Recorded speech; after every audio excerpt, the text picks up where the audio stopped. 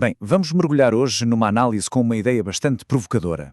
E se o governo dos Estados Unidos, em vez de funcionar como o grande protetor dos seus cidadãos, atuasse principalmente como um facilitador para o lucro das grandes empresas, mesmo quando esses lucros, bem, têm um custo letal para o público? E a fonte que serve de base para esta discussão não perde tempo com rodeios. Começa logo com esta afirmação que é poderosa. É esta a tese central que vamos explorar. É a ideia de que a população não é a prioridade número um do governo, mas sim um recurso, quase como uma matéria-prima a ser explorada para o lucro empresarial. Certo, mas uma afirmação destas é muito forte. Então a pergunta óbvia é: como é que se chega a esta conclusão? Isto não é só uma opinião atirada para o ar. A análise aponta para sistemas e para padrões muito específicos que supostamente tornam tudo isto possível. E é isso que vamos ver em detalhe. O argumento central é este. Aquela linha que a gente imagina que separa as grandes empresas do governo americano, ela é porosa. E não é por acidente, é de propósito. A fonte sugere que não devemos pensar neles como duas coisas separadas, mas sim como um sistema interligado, onde os interesses de uns e de outros acabam por se fundir. E para que este sistema funcione, a análise identifica mecanismos muito concretos. Não estamos a falar de acidentes, de coincidências. Pelo contrário, seriam ferramentas estruturais que, segundo a fonte, transformam de forma consistente o bem-estar público em lucro privado. Então, como é que isto funciona na prática? Quais são, as engrenagens desta máquina? A fonte identifica 3 mecanismos de influência que são chave. O primeiro é a chamada captura regulatória. A ideia é até bem simples de entender. Pensemos numa agência governamental criada para fiscalizar uma indústria e proteger o público. Pois bem, essa agência acaba por, na prática, promover os interesses dessa mesma indústria. O árbitro, no fundo, passa a jogar na equipa que devia estar a apitar. E o interesse público? Bem, esse fica para segundo plano. A Dupont é apresentada como um exemplo clássico. A empresa sabia dos perigos dos químicos PFAS, os tais químicos eternos. No entanto, a análise aponta que a falta de uma regulação governamental eficaz permitiu que a contaminação continuasse durante décadas. O resultado? Os lucros da empresa foram protegidos e o custo foi pago pela saúde de gerações. Isto leva-nos direitinhos ao segundo mecanismo, que na verdade ajuda a explicar o primeiro. A famosa porta giratória. Pensem nisto. Hoje, uma pessoa é um alto funcionário do governo a regular uma indústria. Amanhã, essa mesma pessoa sai do governo e vai trabalhar como executivo. Adivinhem onde? Nessa mesma indústria. E o contrário também acontece.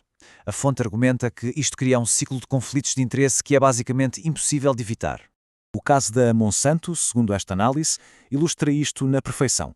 O padrão que a fonte destaca é claro. Pessoas com ligações à empresa assumem posições-chave no governo. E o resultado alegado? Uma regulação mais favorável. Coisas como a aprovação acelerada de produtos polémicos e o enfraquecimento de estudos de segurança independentes. Ok, isso mesmo quando tudo isto um desastre acontece. Bem, aí entra uma terceira camada de proteção, uma espécie de carta saia livre da prisão. É a doutrina grande demais para aprender. A lógica aqui é que certas empresas são tão cruciais para a economia que processá-las criminalmente seria um risco demasiado grande para o sistema todo. As consequências desta doutrina viram-se, de forma claríssima, na crise de 2008. O resultado foi drasticamente diferente para os dois lados da balança. O sistema financeiro foi resgatado com dinheiro público, os seus executivos foram protegidos, enquanto milhões de cidadãos comuns perderam suas casas e poupanças. O contraste, de facto, é gritante.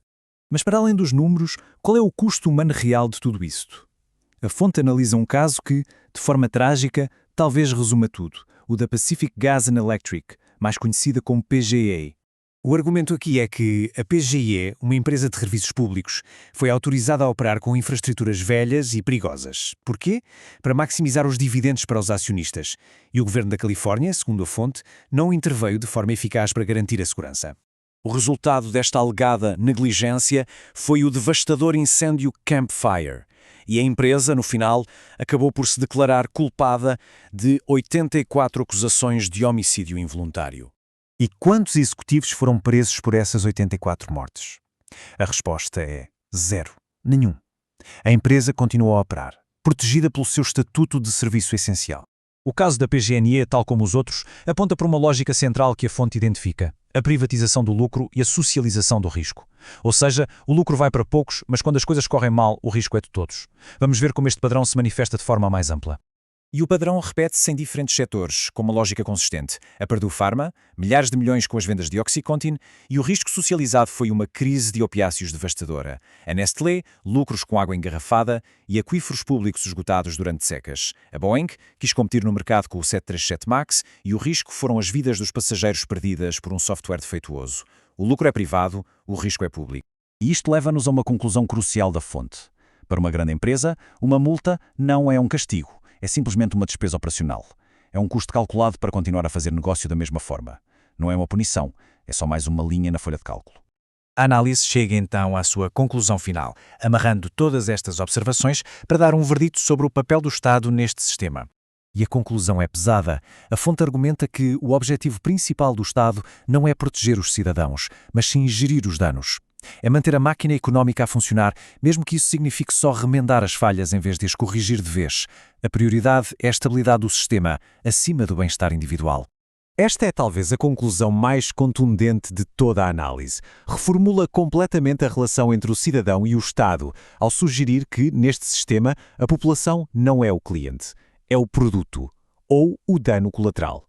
E assim, a análise termina com uma questão fundamental. Se o sistema funciona como descrito, onde as multas são apenas um custo e os executivos raramente enfrentam consequências, o que significa realmente a palavra responsabilização? É a pergunta que fica no ar.